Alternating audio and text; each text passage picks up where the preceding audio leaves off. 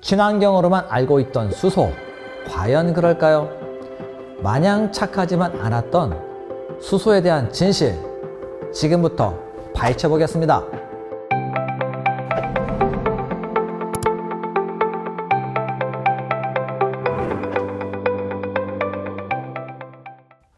안녕하세요. 전력연구원 수소에너지연구실장을 맡고 있는 장성호입니다. 여러분, 요즘 에너지가 부각되며 수소에 관한 기사들을 참 많이 보셨을 겁니다. 현재 전 세계적으로 급변하는 기후위기에 대응하기 위해 기존의 화석에너지에서 청정에너지로의 전환, 그 중에서도 수소에너지를 활용하는 시스템이 주목받고 있습니다. 그레이수소, 블루수소, 그린수소와 같은 분류체계도 나오고 있죠. 수소가 색깔이 있나? 처럼 어려운 부분도 많으실 텐데요.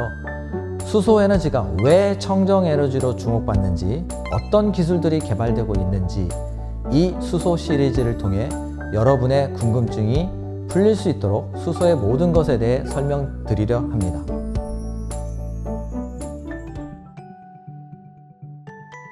수소를 기반으로 운영되는 수소 경제는 1970년 첫 등장 이후 미래의 사회를 이끌어갈 이상적인 에너지 패러다임으로 꾸준히 주목받고 있습니다. 50여 년이 흐른 지금 우리는 얼마나 수소 경제에 접근해 있을까요? 수소 경제는 수소 전기차, 연료전지 중심으로 성장해 왔고, 주요 선진국들은 수소 경제를 선도하기 위해 생산, 운송 및 저장, 활용 등 많은 시간과 비용을 투자해 연구하고 있습니다. 미국은 수소 경제 실현을 위해 2050년까지 약 27%의 친환경차, 수소, 전기차 등 보급을 목표로 하고 있고, 가까운 일본의 경우 2030년까지 수소차 80만 대 보급, 수소버스 1200대 보급, 수소 충전소 900개소 구축 등 세부적인 목표를 세워서 추진하고 있습니다. 이렇게 세계 주요국들이 수소 경제 실현을 위해 투자하고 있는 가운데 우리나라의 수소 경제는 어떤 위치에 있을까요? 우리나라는 수소 전기차, 수소 기차, 수소 선박 등 이동수단에 탑재된 연료전지 산업에서 우수한 기술을 갖고 있습니다. 특히 우리나라는 발전소, 가정 등 고정된 장소에 설치된 연료전지 분야에서 독일, 일본, 미국과 함께 상위 4개국에 속할 정도로 우수한 기술을 주도하고 있습니다. 이와 같이 수소 에너지 사용은 환경오염을 줄이고 지속가능한 성장을 실현할 수 있게 해줍니다. 이런 이유로 우리가 수소 경제의 실현을 위해 왜 노력해야 하는지 알 수 있겠죠. 그렇다면 장래가 유망한 수소는 어떤 방식으로 생산할까요? 궁금하시죠? 최근 수소를 활용하는 다양한 산업들이 생겨나면서 수소 생산 방법에 대해서도 많은 관심이 집중되고 있습니다. 수소는 생산하는 방식에 따라 계질수소, 부생수소, 그리고 청정수소와 같이 크게 세 가지로 분류할 수 있습니다. 먼저 가장 일반적인 수소 생산 방식인 계질수소는 천연가스나 석탄, 석유 등의 탄화수소계 화석연료를 활용하여 생산된 수소를 말합니다. 보통 천연가스 주 성분인 메탄을 고온의 수증기와 반응시켜 생산하는데, 이 과정에서 온실가스인 이산화탄소가 배출되고 있습니다. 둘째로 석유화학 공정에서 부수적으로 발생하는 부생수소는 수소가 많이 포함되어 있는 혼합가스에서 수소만 분리하여 생산하는 방식입니다. 수소 생산을 위해 필요한 추가 설비나 비용이 적어 경제적이라는 장점이 있으나, 부생수소도 생산 과정에 많은 온실가스가 배출되고 부산물을 활용한다는 점에서 수소 생산량에 한계가 있습니다.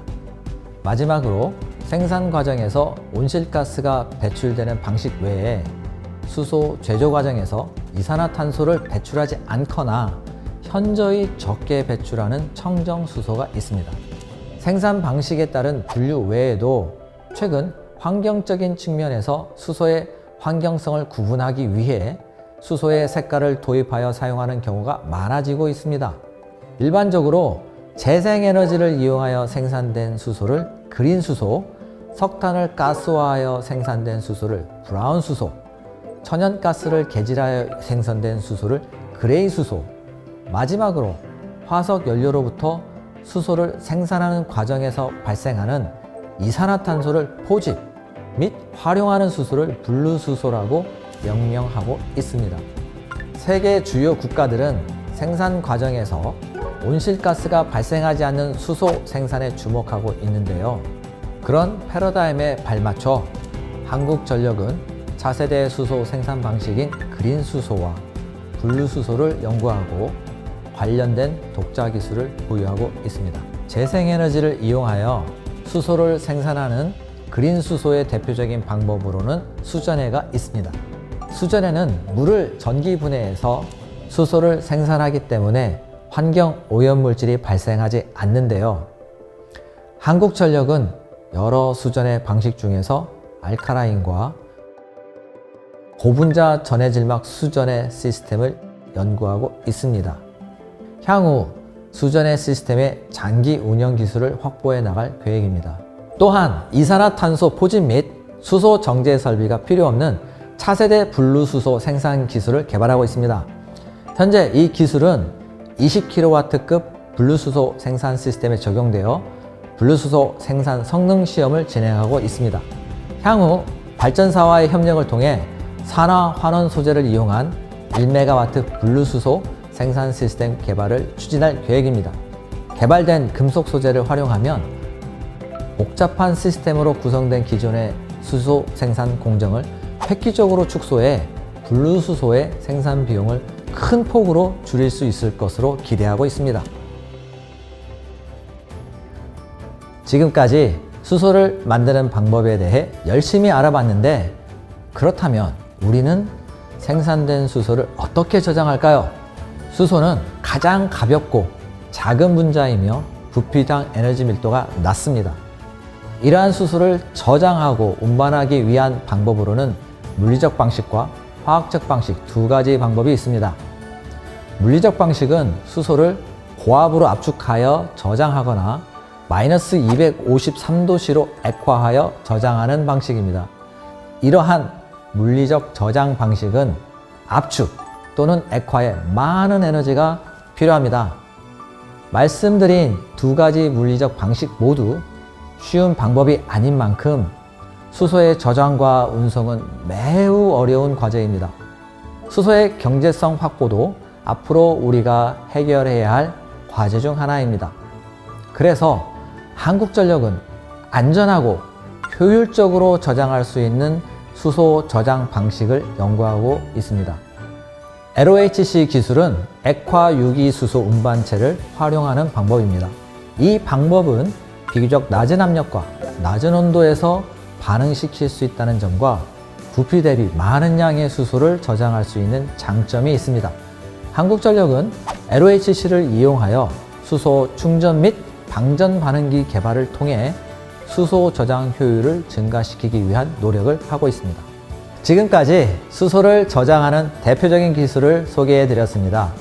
다음 시간에는 이렇게 생산하고 저장해 운송한 수소가 어떻게 활용되는지, 수소 경제를 위해 어떤 방향으로 나아가야 하는지에 대해 이야기 나눠보도록 하겠습니다. 감사합니다.